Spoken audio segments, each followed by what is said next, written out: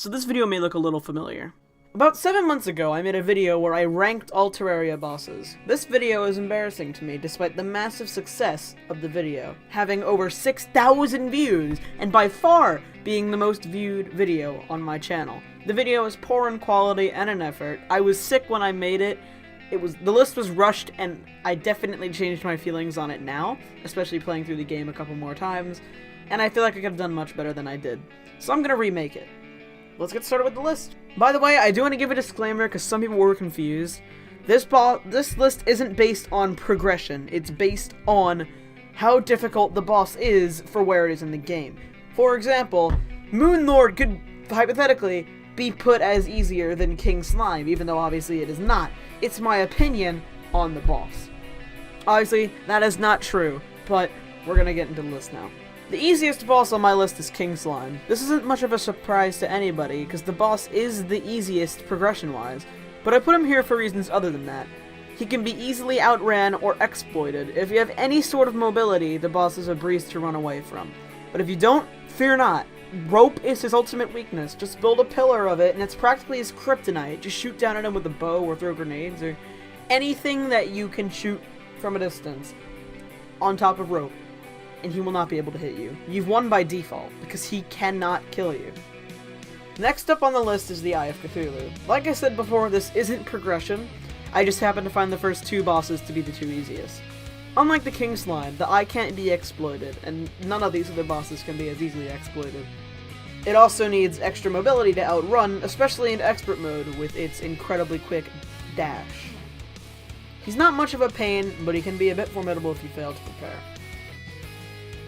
Next up is the Destroyer. This boss ain't easy, especially in expert mode, but one thing bests him, the Daedalus Stormbow. This weapon is dropped from hollowed mimics and shreds the Destroyer's health bar to pieces, not to mention when it's paired with Holy Arrows or Jester's Arrows. This nullifies most, if not all, of the Destroyer's difficulty, and the bow means you can also prepare a little to not at all and still crush the boss beneath your feet. You don't need potions, you don't need crazy armor, all you need is a high platform and the Daedalus Stormbow, and you have this guy beat.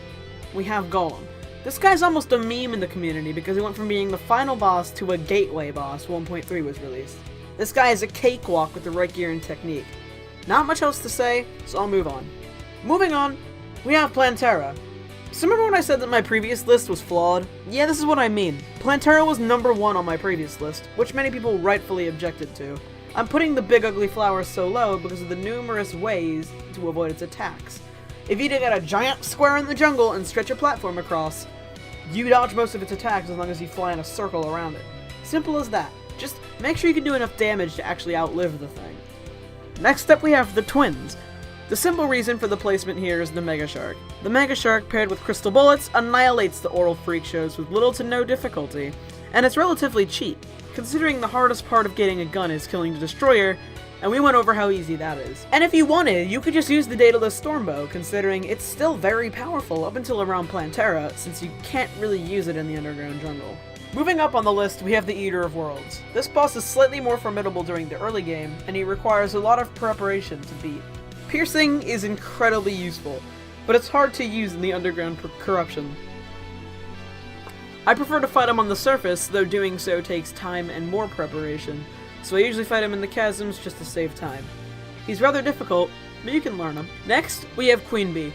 The bee is fast, and so are her projectiles. The stingers can poison you, draining your health faster than you can say, I really should have equipped my Bazaar. And the bees can really get into annoying swarms if not dealt with ASAP. Not to mention that during the end part of the fight in expert mode, she charges really fast, doing massive contact damage. Getting even harder now, we have Duke Fishron. Some people, myself included, go into this fight overconfidently. Set up maybe 1 or 2 platforms, get some decent wings, and figure 8. How hard can it be? Harder than you think. The Sharknadoes, and in its second phase, Cthulhu-nados, deal lots of damage on contact, and if you're like me, an idiot, then you'll probably run into them a lot. Building more platforms usually helps a lot. Following Fishron, we have Skeletron, the basic one, not the chaotic one with 4 arms. Skeletron is pretty hard to maneuver around in expert mode, and he can overwhelm you quick with his homing skulls. The spinny head thing where he moves at Mach 12 is pretty lethal, especially if you let yourself get trapped inside his head. The damage just shreds you to pieces. Moving on to the Brain of Cthulhu. This boss is disorienting in expert mode, making very convincing clones of itself appear all over the screen, and hindering your reaction time by making you figure out which brain is real. The first phase isn't too hard, just keep using piercing or area of effect to kill the creepers. Then use a high knockback weapon on the brain when you can damage it as to keep it away from you as much as you can. If you do this, you should be okay. Almost at the top now, we have Lunatic Cultist. Being the second to last boss in the game, it's no surprise this boss is somewhat formidable. If you get tricked with the fakes attack too many times, the dragon and the other thing that spawns from it can overwhelm you very quickly. Fighting the cultist at night usually helps, as the fakes glow at night. This can help you not be tricked, and it helps you not get overwhelmed as easily. Now in the top 3 we have the Wall of Flesh.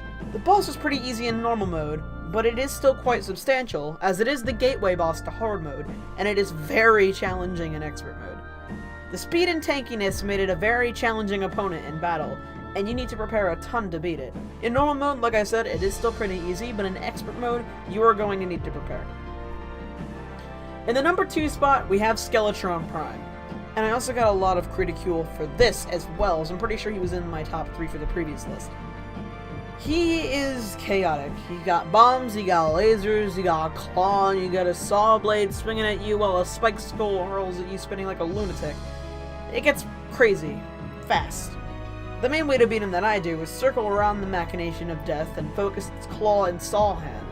This makes it so that you only have to avoid its projectiles, making it like every other late game boss fight.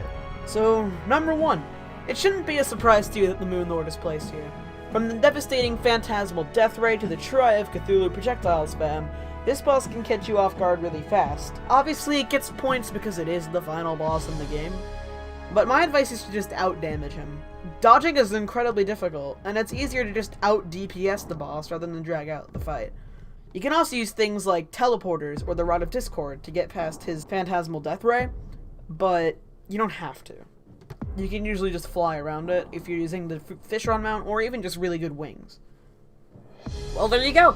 The complete and revamped list of all the bosses in Terraria. I don't know if I'll be leaving the old video up for very long, but I hope you guys did enjoy this one. If you want to see more, hit the subscribe button so you can let me know that you'd like what I'm doing here. Thank you, and have a good one, especially in these trying times. God knows we need that.